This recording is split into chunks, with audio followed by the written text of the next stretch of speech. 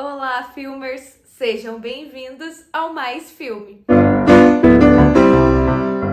No vídeo de hoje eu trouxe um compilado dos melhores momentos que o Paulo Betti fez com o público, eu estava lá presente, no último dia 20, segunda-feira, durante a 14ª mostra O Amor, a Morte e as Paixões, que está acontecendo lá no Cinex, com curadoria do Lisandro Nogueira. Então assistam, curtam bastante, que é um material raro, uma oportunidade aí de você ver uma palestra incrível, um bate-papo com o Paulo Betti, esse artista aí tão incrível como ser humano também. E, de antemão, já peço que você se inscreva aqui no canal e deixe seu joinha. Espero que gostem. Minha mãe, de nome Adelaide, que significa aquela que tem o semblante nobre, teve 15 filhos. Eu fui o 15º, nasci temporão. Ela tinha 45 anos quando eu vim ao mundo. Ela ficou 10 anos sem dar à luz, então de repente eu apareci. Meu irmão, que era o mais novo, José, que significa aquele que agrega, aquele que anuncia mais, demorou 3 dias. Eu estava enroscado no cordão umbilical e não queria nascer. Minhas irmãs rezavam debaixo de uma mesa no fundo do quintal, torcendo para que a bacia de água quente, embaixo da minha mãe de cócoras, e as rezas da parteira surtissem efeito. Tudo se resolveu na última hora, quando meu irmão mais velho, Antônio, então com 20 anos, o inimigo dos burros, ou o defensor, foi a cavalo chamar um médico que chegou no seu carro amarelo. Minha mãe perdeu 8 filhos. Ela perdeu gêmeos, 4 gêmeos e mais uma vez gêmeos, portanto eram 4 irmãs. Ana, a benéfica, Maria, a amada ou a amarga, Teresa, a caçadora, Aparecida, que significa isso mesmo, rezando debaixo da mesa quando o doutor surgiu e com o auxílio do fórceps me ajudou a nascer. Assim que meu cordão umbilical caiu, minha mãe jogou no galinheiro para que eu tivesse amor pelos animais. Esse é o início da minha peça Autobiografia Autorizada. Aí eu vou 1h10 falando dessa maneira. Só que tem músicas, tem projeção de vídeos, então eu mostro os personagens que estão aparecendo e são os meus irmãos, meus pais e meus avós italianos. Então eu conto um pouco a história da imigração italiana no Brasil, do ponto de vista do meu avô, e falo muito sobre o local onde nós vivíamos. Então essa é a peça Autobiografia Autorizada. Então, o que eu falei é a gente fazer uma conversa sobre a interpretação, né? Sobre o que é tal. Então, eu não sei direito o que é, mas eu acho que eu sei muitas coisas, posso dizer algumas. Para jovens atores e tudo mais, eu tenho falado assim que é muito importante ler, né, obviamente. Não sei, não consigo imaginar um ator ou atriz sem que seja alguém que leia, que goste muito de ler, porque é de onde vem muito a imaginação. Não sei, eu acho meio essencial para um ator ler muito. Estar informado, né, do que acontece em sua volta. Eu acho que para mim é indispensável se ligar em política e saber o que acontece, enfim, inclusive, mas eu sou até criticado por exageradamente político. Por exemplo, que fazer o que agora? Aos 70 anos eu realmente não tenho mais, não dá mais para eu falar que eu acredito em outras coisas. Eu acredito nisso que eu acredito. E então é isso. E sempre me expus porque assim, eu acho interessante dar palpite, falar, eu acho isso aqui bom, eu acho isso aquilo. Não sei, eu nunca consegui não participar das coisas e principalmente da política. Embora eu sou um ser extremamente político. Eu gosto de política, eu gosto de tentar fazer conexões, não sei o que e tal, enfim. Então isso é um aspecto. Não creio que todo mundo que queira seguir essa profissão precise ser assim. Mas eu acho que ia ajudar muito a humanidade se fossem bastante participativos. Eu tenho a impressão, eu quero crer que eu ajudo de alguma forma as coisas ficarem melhor. Agora, discussão que está rolando hoje, né, muito claramente na sociedade brasileira, com relação a nós artistas, que é a Lei Rouanet, que é nos acusar de serem mamadores, de alguma maneira, na cultura. Porque alguém entrou no meu Twitter para me acusar de estar feliz porque a Lei Rouanet voltou. Você quer saber se eu estou feliz por causa da Lei Rouanet ter votado? Eu estou. Acho ótimo a Lei Rouanet. Eu convivi com a Lei Rouanet desde o governo, acho que foi o Sarney, foi o Collor que botou a Lei Rouanet. Sempre participei de todos os grupos de trabalho da Lei Rouanet para melhorar a lei, para trabalhar a lei. Isso houve e eu posso testemunhar no governo de Fernando Henrique. O ministro da Cultura era o professor Francisco Verfort, né? Professor Francisco Verfort, e o professor Francisco Verfort convocava muitas reuniões. O Verfort era um cara incrível, né? Um homem realmente de alto nível, né? O Francisco Verfort era um grande intelectual. Ele chamava todo mundo para discutir a lei, sempre no sentido de tentar levar a lei para os artistas que não tivessem o mesmo nome dos que eram, né, que tinham mais facilidade de captar os recursos da lei. Mas que sempre houve uma tentativa, uma boa vontade e tal. Nós, em alguns momentos, até propunhamos que a lei se transformasse e que, então, o dinheiro destinado à lei seria, então, gerido pelo próprio governo. E muitos colegas e muitas pessoas acharam que isso faria com que ficasse muito dirigismo do governo que tivesse naquele momento no poder e que preferiam então que esse dirigismo fosse das agências de publicidade, que é o que é a Lei Rouanet no momento. As empresas fazem o que interessa às suas publicidades, né? Mas eu acho que funciona bem, não vejo nenhum absurdo em a Cláudia Raia ter aprovado 2 projetos, inclusive eram projetos que já vinham de lá para trás. As pessoas estão completamente equivocadas falando desse tema. Não são 2 apresentações de teatro por 5 milhões.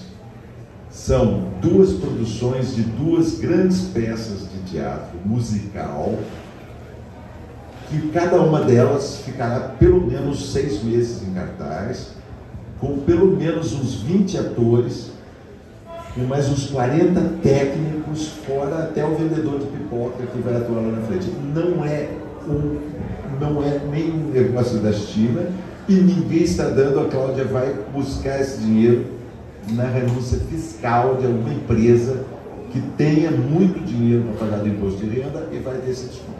É, então, algo que é uma renúncia fiscal, mas que é justificável e que rende, como em outros setores da economia, digamos, existem esse tipo de subsídio.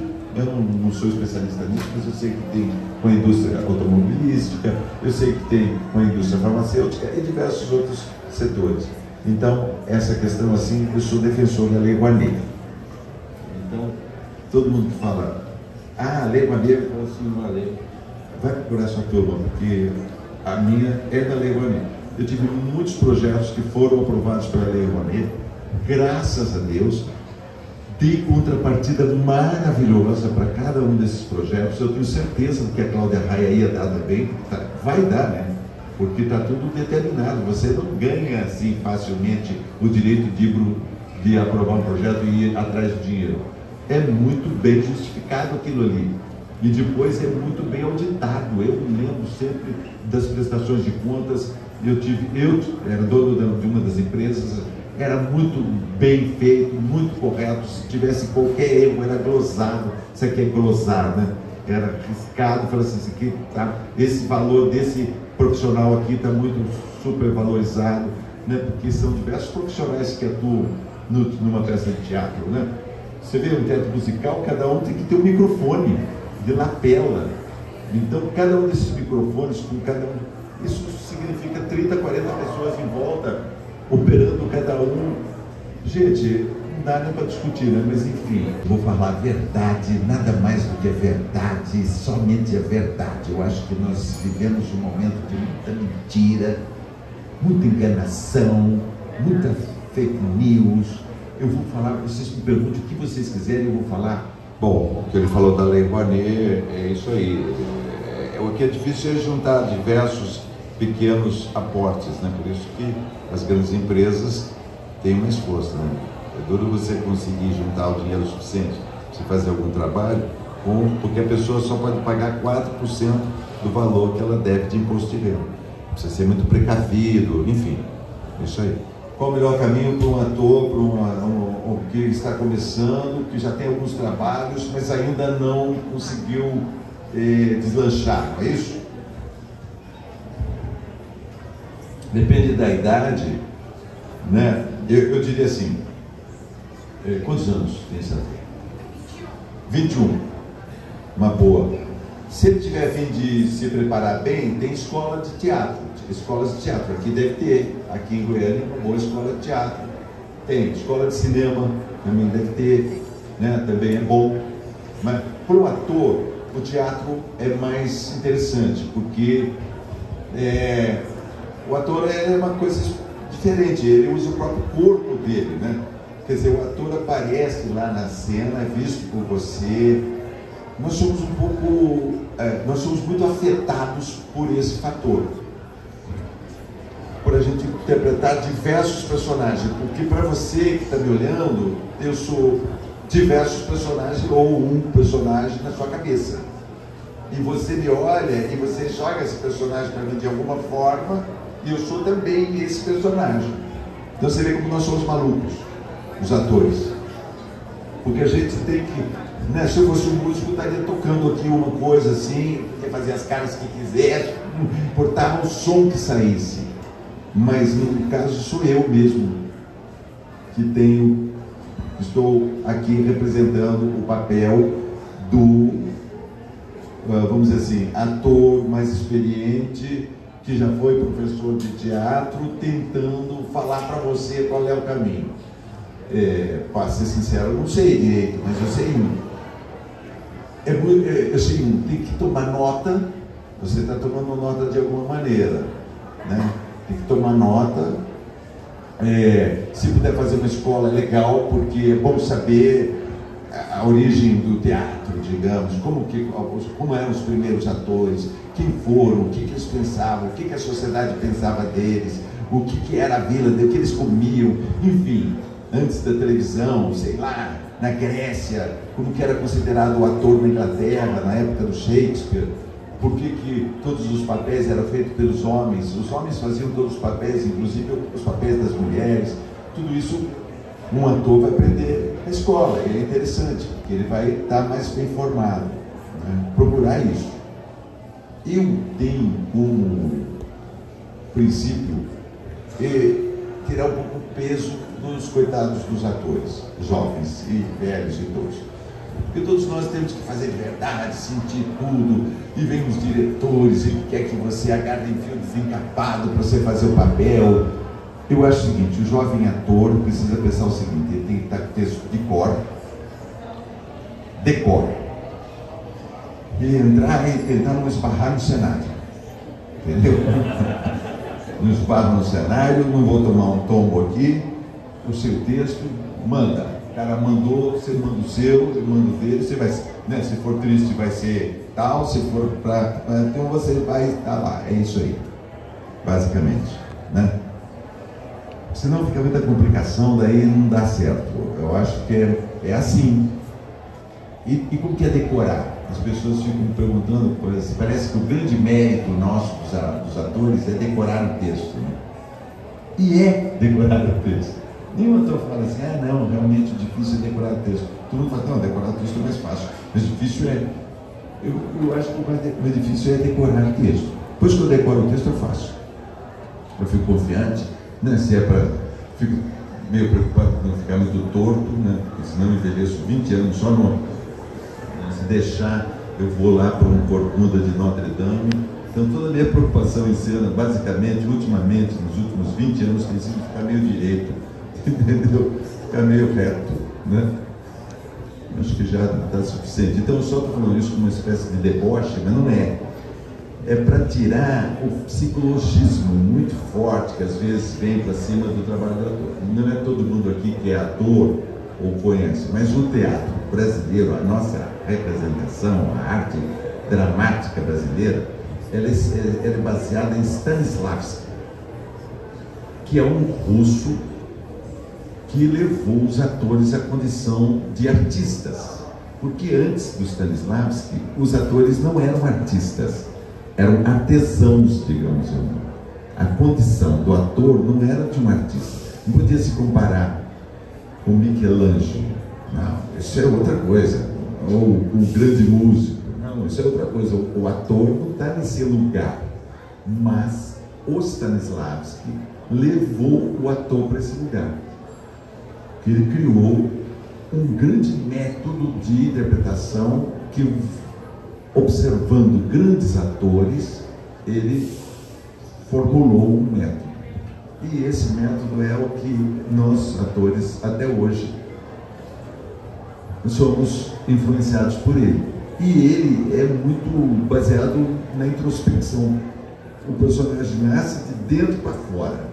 Eu tenho que buscar o personagem nas minhas memórias afetivas, né?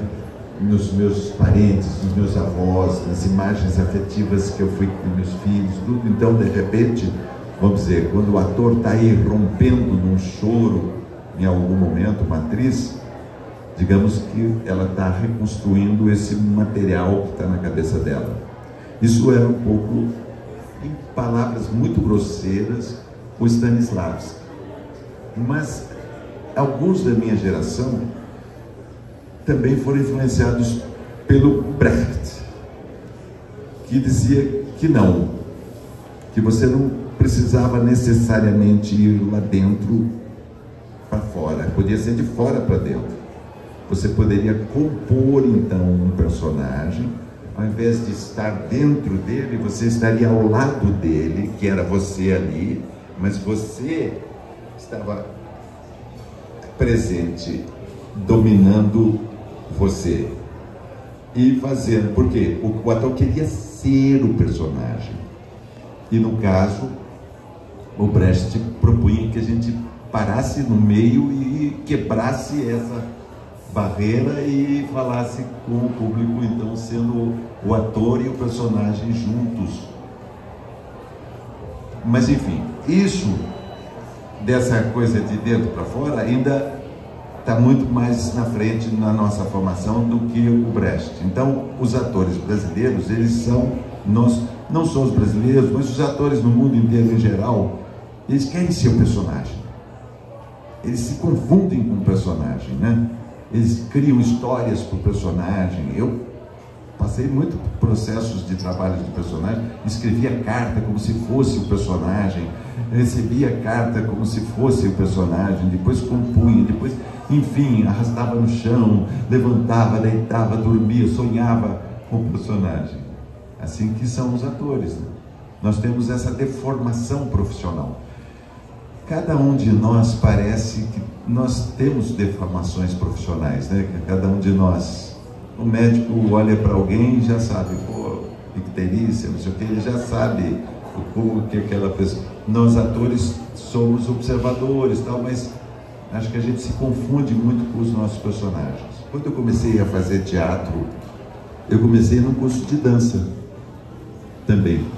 A professora, que inclusive está viva, graças a Deus, eu estava em Sorocaba lançando o meu curta, e no meu curta, o curta que eu fiz como ator agora há pouco tempo, a atriz que trabalha comigo é uma moça que é filha dessa bailarina. Olha que coisa, fiquei até emocionado. A Andréia, que fez o curta comigo, é filha da mulher que me pegou pela primeira vez, olhou para o meu corpo, assim, né? Como os bailarinos fazem, né? E participei de um treinamento forte com ela. Na escola de arte dramática tinha a aula de expressão corporal o tempo todo. Eu sempre tirava 5. Eu era um aluno meio fraco de expressão corporal, tirava 5. Mas eu adorava, porque a dança e o trabalho do corpo, né, é essencial para o ator, pelo menos para conhecer o seu próprio corpo, para saber como se utiliza do corpo, né, no trabalho, né? Então, sim, eu tenho, acho que está tudo junto, a dança e tal.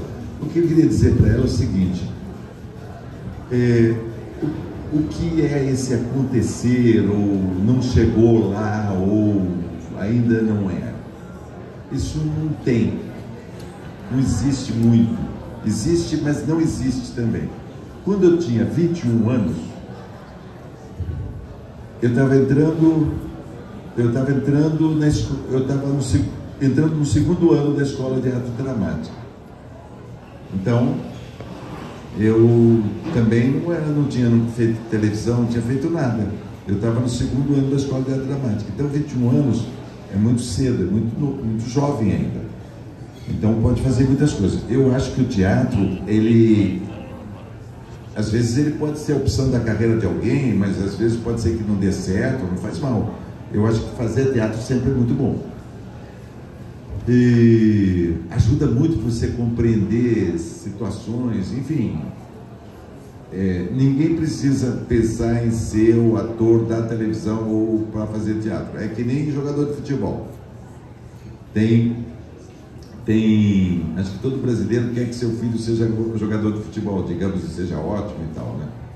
Aí também tem essa ilusão com relação à televisão, que está muito forte também, né? As pessoas acharem, não, fazer teatro é gostoso, é juntar umas pessoas e fazer uma peça, se apresentar, ou fazer um filme, se apresentar, e depois vai vendo se aquilo realmente pode ser algo que você possa fazer profissionalmente, né? E aí então você vai sentindo, né? Tem uma hora que tem que começar a fazer profissionalmente, ou então assim, pô, estou fazendo uma escola, estou estruturado, estou pensando isso junto com outras pessoas que estão pensando também. Quais são as perspectivas, o que nós vamos precisar fazer, onde que nós vamos trabalhar, como que nós vamos fazer, que peças que estão passando na cidade, assistir as peças que estão passando e conversar com os atores depois das peças, tentar fazer uma entrevista, o que você acha, vamos fazendo, tem que chegar perto disso, né? Cinema e teatro, quais são as diferenças e as dificuldades de representar para esses veículos? Eu sempre, por isso que eu falei, se eu quero ser ator, não estou falando aqui para quem é cineasta, quem é diretor de cinema ou escritor. Para o ator, a base é o teatro. Teatro geralmente pega um lugar que nem esse aqui, tira todas essas cadeiras e começamos a ensaiar ali, você vai para lá, você vai para cá, você vem andando por aqui, a gente já fica em pé, começa a fazer, não tem móvel, não tem nada, depois começa a chegar umas coisas. No teatro você aprende a se comportar, aprende a decorar o texto, aprende a se aprofundar nas questões, a discutir, não é? O que é essencial.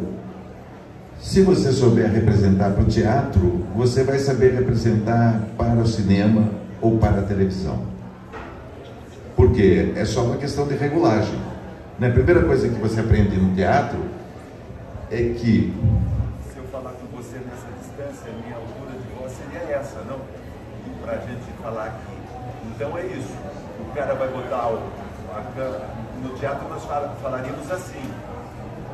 E se tiver gravando ou tal, você teria uma lapela aqui, um microfone em algum lugar, e um outro que chegaria em algum ponto. E você falaria também. E aí você falaria de verdade. Sim, não, por quê? O que você quiser falar, ou o que o seu personagem tiver que falar. Então, basicamente, não tem diferença. Mesmo. Claro que se você vai ter a noção do seu corpo, que parte do seu corpo que está em quadro, né? Daí se o cara quiser botar um aparelho no seu, uma tornozeleira em você para ligar o som, pode ser que você esteja falando isso aqui, você pode estar ligado numa tornozeleira aqui até aqui, mas isso aqui não vai te atrapalhar de você falar aquilo que você está querendo falar com o personagem, que o personagem está querendo falar, digamos, que você decorou direitinho e sabe mais ou menos o tônus do que você tem que dizer, como você vai dizer. Isso que é, né? Não tem muita dificuldade, né? Basicamente, o que interessa muito é o conteúdo. Tem uma coisa, o ator passou sim a condição do artista, mas ele ainda depende do autor, ele depende do texto. Então nós somos artistas, sim, tá, somos. Interpretar é uma arte, sim, é. Mas tudo tem que ter um bom texto, eu acho, uma boa ideia, um negócio que vale a pena você defender aquilo, né? Fazer o papel, aquele papel, que papel legal, quero entrar e fazer. O diretor também é muito importante, mas a origem geralmente é aquele texto bom, né? Aí o diretor vai crescer em cima daquilo, se ele não for ruim, né? Se ele for ruim, ele vai estragar aquilo a ponto de até fazer aquilo ficar ruim. Também tem isso também. Mas o bom texto é um bom princípio, né, de conversa. Eu vejo que não temos negros aqui, por exemplo. Tem uma. Desculpe. Talvez tenha poucos negros, né? Talvez bem menos do que a gente desejasse, né? Sou muito ligado nessa questão, mas eu estava gostando tanto que nem reparei, mas talvez pela presença de vocês aqui. Mas é uma questão que me preocupa, sim. Eu quero crer que a gente tem que ir atrás o máximo possível das pessoas, nos lugares onde elas estão. Eu tenho feito muito isso com a minha peça. Estou bem tranquilo com isso, porque tenho feito de uma forma sistemática com a minha peça, ir para lugares no Rio de Janeiro, por exemplo, na periferia, favelas e tal. Então fiz esse circuito e eu acho muito estimulante e acho muito interessante esse contato. Me enriqueceu muito. Muitas coisas que eu pensava de uma maneira, eu mudei ali, vendo em loco. Se você vê, né, no lugar onde eu ia fazer a peça, então eu chegava 3 horas antes, eu queria ter público, né?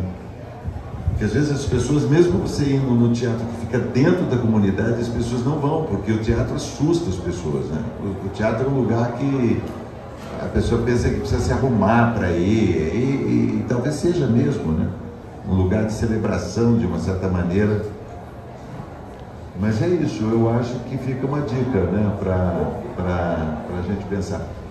Já que você tocou nesse assunto, está acontecendo uma coisa muito interessante na televisão, que é a inclusão. A novela que eu estou fazendo, Amor Perfeito, metade do elenco é negro, né? E isso é uma política que está se estabelecendo. É uma política da TV que há uns anos, uns 2, 3 anos atrás, eu acompanhei esse movimento, trazendo essa discussão da escalação das novelas, da representatividade dos negros nas novelas, que era considerada muito ruim, né? Você tem, na história da televisão brasileira, um aproveitamento muito em papéis muito determinados e, enfim, não preciso repetir o que tinha. Agora tem uma tentativa de mudar. Minha novela tem 50% do elenco negro. Então, acho já que é legal. Se vocês prestarem atenção, os editais que foram lançados agora, os editais oficiais, isso inclusive é uma discussão muito interessante, eles dão pontuação maior para quem tem negros no projeto, como criadores também, assim, ou atores, ou autores, ou diretores, e então os projetos que tem. Então comemoremos e saibam então que tem essa coisa. E eu queria dizer, não fiquem chateados se vocês forem abordados para fazer alguma coisa. Assim, tá me chamando só porque vai ganhar ponto no edital. Sim! Caraca, pô, foda-se! Eu vou fazer e pronto, né? Que é bem a questão das cotas, né? Tem gente que fala assim, mas o cara entrar com cota. Não, entra com cota, depois depois vai mostrar que é bom pra caramba, né? Que é o que tem acontecido, né? Nem precisaria mostrar que é bom pra caramba, né? Mas essa discussão já é outra, né? Quer dizer, até outro dia eu estava vendo, né? Por que os negros têm que se superar tanto, né? Por que é necessário? Mas isso é uma questão assim, no meu lugar de fala, na questão do negro, eu quero crer que está como, vamos dizer assim, um observador atento, ou então os atentos. Aquele cara, que escreveu Escravidão, os 3 volumes, Laurentino, o Laurentino diz que tem o lugar da fala do negro, o lugar da fala do branco e o lugar da fala dos atentos. E eles colocam, então, se defendendo como que ele escreve um livro sobre a escravidão, se ele não é negro. E ele diz assim, eu sou um atento com relação a isso, então quero que me aceitem escrevendo esse livro. E eu acho que ele foi amplamente, né, aceito. Parece que os 3 livros são muito bons, eu li só o primeiro, né? Então, isso que você diz é uma questão tão grave, né? Isso, eu acredito na arte, na cultura, eu acredito nisso, sei lá. Eu recebo meu salário da Globo até agosto. Depois de agosto, inclusive, como curiosidade, a Globo não contrata mais atores em prazo longo. Minha fase de quase 40 anos que eu tive de mal moleza acabou. A mamata acabou mesmo. Mas talvez isso me estimule a fazer alguns filmes aí na Netflix, não sei o quê. Ou me dedicar mais ao teatro, ou abrir um curso aqui em Goiânia. Vou adorar ter o tema do que você quer fazer bastante firme na sua cabeça. Se é música, sei lá, que tipo de pesquisa você quer fazer, que tipo de espetáculo você quer fazer. Enfim, você tem que ser o melhor cara para falar sobre aquilo. Porque toda hora você vai ter que defender aquilo. Você vai ter que subir em cima de um lugar, falar com pessoas, você vai ter que convencer gente para que aquilo que você quer fazer, né? Porque quer dizer, você quer fazer arte, você quer fazer música, tem muita gente que fala assim, pô, deixa o saco, vai trabalhar na roça, né? É o que falam. Mas se aquilo é uma expressão, você quer continuar, você quer fazer aquilo e acha importante fazer aquilo, você vai fazer. Aí você vai se juntar com pessoas também que te ajudem a fazer, alguém que saiba colocar esse projeto num formato de projeto para você, se você tem uma pequena empresa ou qualquer coisa, para você botar numa lei, para você conseguir, né? Tô falando, né? E muita gente vai falar para você, seu projeto, né, não sei o quê, você que tem que acreditar nele e falar, pô, é importante isso para mim, eu quero dizer isso, quero falar isso dessa maneira e tal, né? Na música, né? É isso aí. Você tem o seu gênero que você escolheu, tem as coisas que você gosta. Você vai ter que interessar as pessoas naquilo. E vai conseguir, naturalmente, numa medida X. Né? O cara quer ser uma hora toda o Brasil, quer trabalhar não sei onde, em Hollywood, não sei, pode ser que não chegue lá, mas vai fazer muitas coisas bacanas, que vai tocar o coração de muita gente, vai trabalhar em muitos... Eu estou muito satisfeito com o meu tamanho. Claro, eu estou com um tamanho razoavelmente bom, eu hoje sinto isso, mas eu não me sentia assim a vida nada, nunca. Eu sempre fui correndo atrás e tal. Eu até brinco que eu era bonito e não sabia.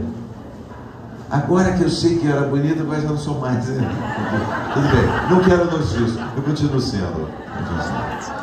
Ainda estou com meus cabelinhos aqui e tal. A custa não é peruca, tá, querido? Eu sou da opinião que a gente leva o personagem para casa. Que é mentira, porque nós atores temos um pacto quase que parece, nós não falamos isso, mas todo ator fala assim, não, eu deixo o personagem lá, quando eu chego em casa sou outra pessoa. Mas eu duvido um pouco disso, porque eu tenho uma teoria que eu baseio para dar um certo conteúdo, um verniz cultural. Pirandello, um autor que eu dirigi uma peça há muitos anos sobre uma peça dele, que diz o seguinte: assim é se lhe parece, assim é se lhe parece.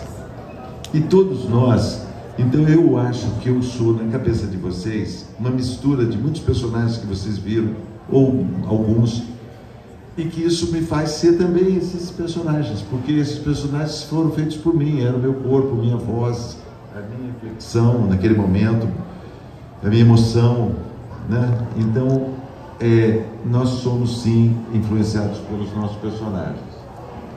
Algumas pessoas se apaixonam pelos outros. Está trabalhando numa novela com uma atriz e se apaixona por aquela atriz, né? É muito desejável até para a indústria que aquilo aconteça, porque daí então ninguém vai duvidar que aquilo está acontecendo. É uma região complicada, né? Por exemplo, o beijo. Como é que é o beijo, né? Numa novela, a Dadá, minha mulher, diz que assim, o beijo técnico, ele é técnico porque ele é na frente dos técnicos. Ele é um beijo que está acontecendo na frente dos técnicos, então é beijo técnico, né? Então, então acontece muito de pessoas se apaixonarem, mas isso acontece em outras profissões também. Pessoas que trabalham juntos no mesmo objetivo, se admiram, ou veem, ou estão muito próximos. Às vezes acontece de misturar o personagem com o criador com a criatura. Eu sempre fui muito atento com essa história do criador e a criatura. De uma certa maneira, os personagens, eles estão em mim. Se eu fizesse vocês podem rir. Cruzes! Eu vou gostar de fazer isso porque eu vou gostar de provocar o riso. Então esse personagem vai crescendo e me dominando. Daqui a pouco podia ser uma ator que ficasse fazendo cruzes o tempo todo, porque todo mundo ia adorar. Se eu fizer o meu monólogo cruzes, acho que eu tinha 100 vezes mais público que eu tenho falando da minha mãe, não sei o que e tal, da história do bairro, não sei o que. Então tem uma coisa, eu conheço histórias de atores que ficaram submetidos a um personagem só. O Garoto da Bombril, o Carlos Moreno, ele foi possuído pelo personagem, não surgiram outras oportunidades para ele.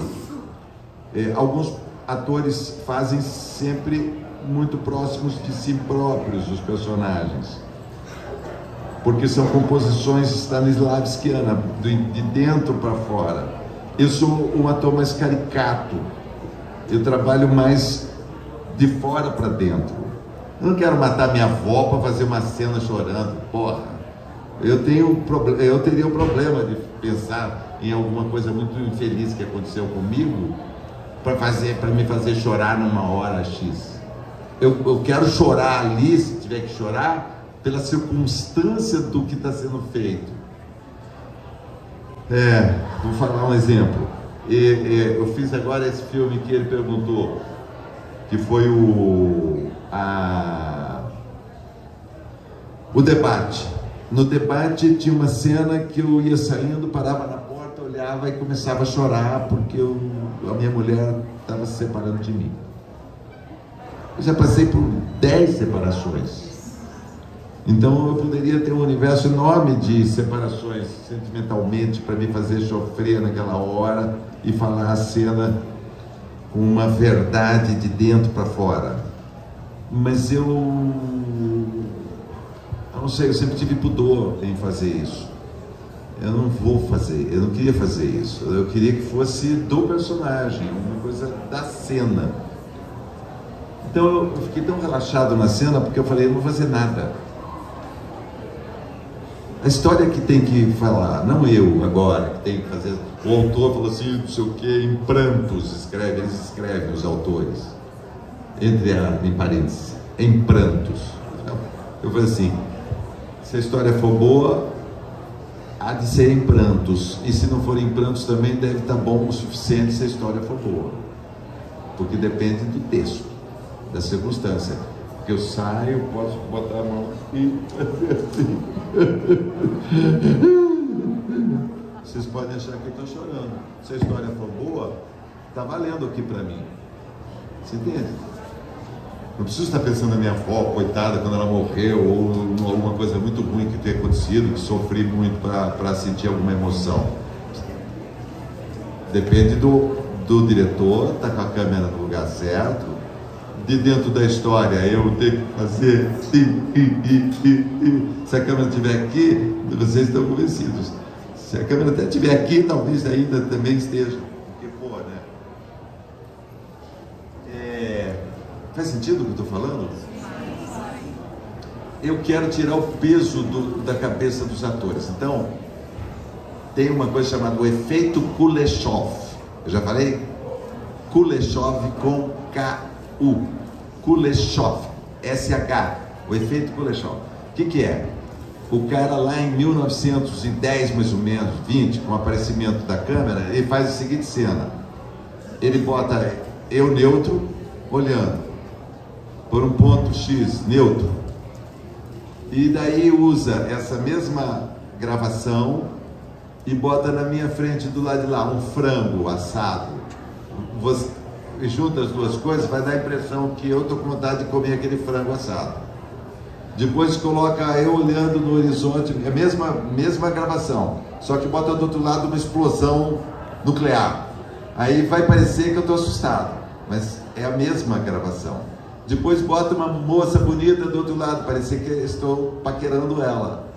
Então, não depende muito do que você está querendo expressar. E o Kuleshov então prova que o que importa é a montagem. A montagem vai fazer aquilo funcionar. Então não precisa o ator ficar fazendo muita coisa, você entendeu? Então você tira o peso da cabeça do corpo do ator. Tem a montagem, tem o texto, tem o roteiro, tem muita coisa por trás. Tem uma música que entra, que vai falar. Parece que o cara está emocionado, não está, ele está neutro. A Fera na Selva nós usamos até para fazer uma espécie de curso de adaptação de roteiro. Não como um exemplo, vamos dizer assim, ideal, mas como um exemplo. Por que nós fizemos aquele filme daquela forma? Qualquer um pode fazer de outra. Então tinha um livro, eu passava pelo e-mail para as pessoas o livro, Gabriela deve ter recebido, A Fera na Selva, do Henry James. Daí depois eu passava para as pessoas o roteiro adaptado daquele livro que eu tinha feito e enviava para as pessoas pelo e-mail. E depois as pessoas podiam ver o filme na forma final. Como é que aquele livro resultou naquele roteiro e resultou naquele filme. Poderia ter tomado outros caminhos, mas aquele era um. Conforme ela disse, teve gente que achava que era muito teatral para um filme. Tinha gente que achava que tinha muita palavra para um filme.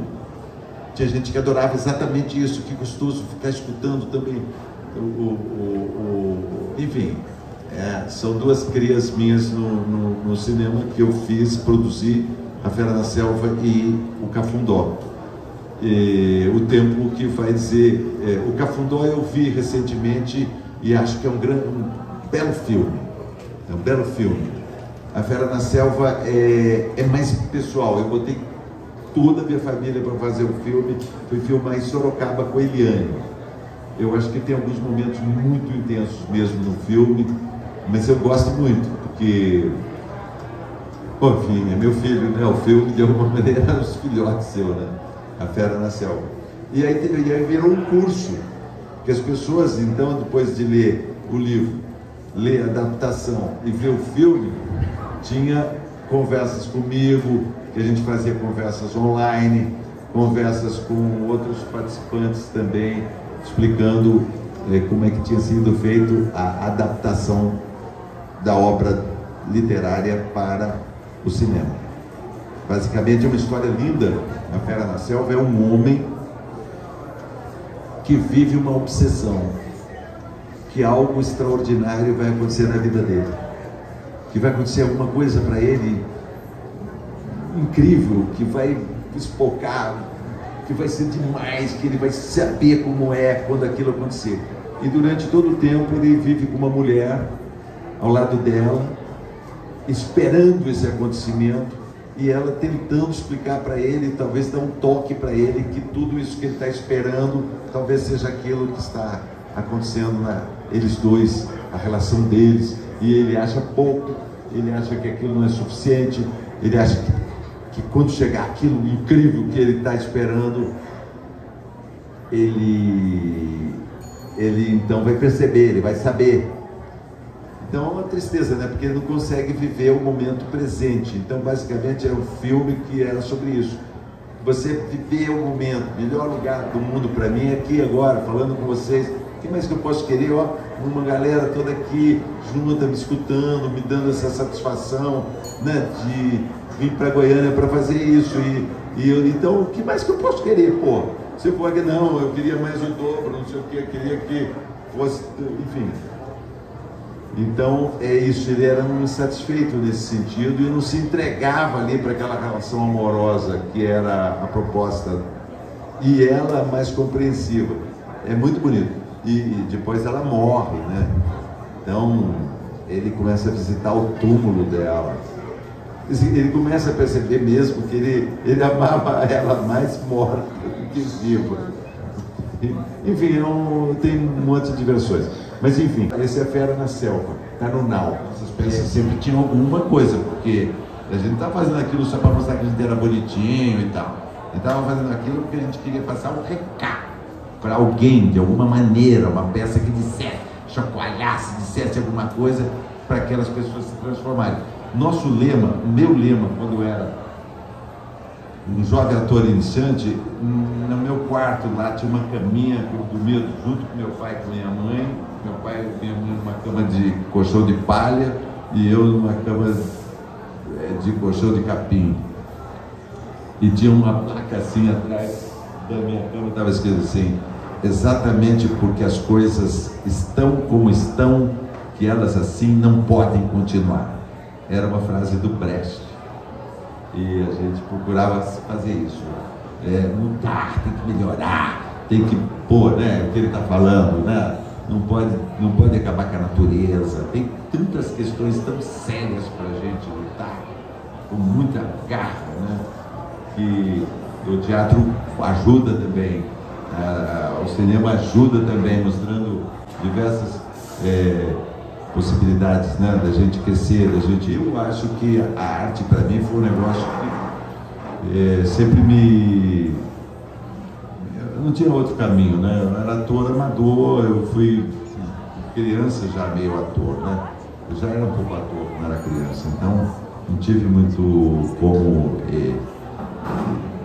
tive sorte de não ter esse questionamento vocacional, sabe? Não tinha saída, era teatro mesmo, acabou, é isso que eu ia fazer. Fazia no fundo do quintal de casa, eu tinha um amigo que fazia bonecos, eu ajudava ele a fazer os bonecos, a gente representava lá no fundo do quintal.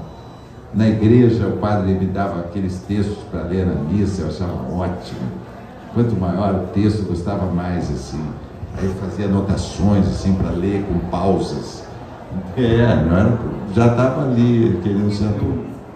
Fiquei muito feliz. Presentes, olha, ainda dão presentes pra gente. E como dizia Ulisses Guimarães, ainda chama a gente de artista, né? Estou muito feliz, muito obrigado. Vida é nossa.